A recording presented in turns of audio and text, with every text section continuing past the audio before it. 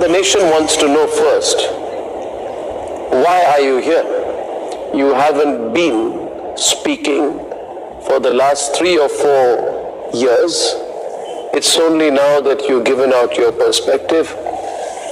What has made you come out and face the cameras today, Hrithik?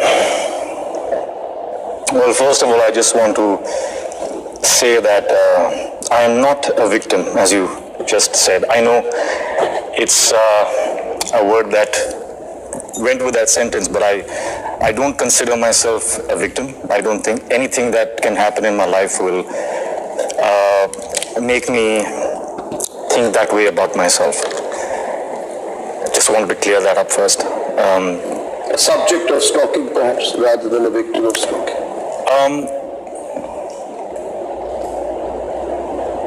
I know, and I've always known that whatever I say can and will be used against me, because of who I am, I don't know. And I have to be honest that I am very, very uncomfortable right now. I am not a person who likes to confront. I'm not a confrontational person.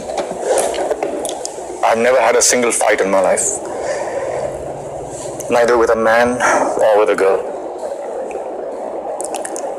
Even in my divorce, there was no fight.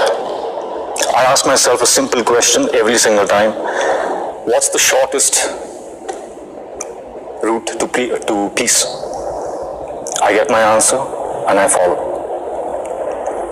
I also know that there is absolutely no grace in what I'm doing right now. There is no grace in sitting here and testifying for my character and making myself sound right and good and true, and by implication making somebody else be wrong. I don't think that's graceful. I was also very, very afraid. I've been afraid that my words would be misconstrued. If I come across as strong, they might term me as aggressive. If I might show some emotion, they might term me as weak. If I may sound vulnerable, they'll say, oh, maybe he's looking for sympathy. The list goes on. It has been very confusing. It's been a dilemma in my head. But, if I'm walking down the street and a person abuses me,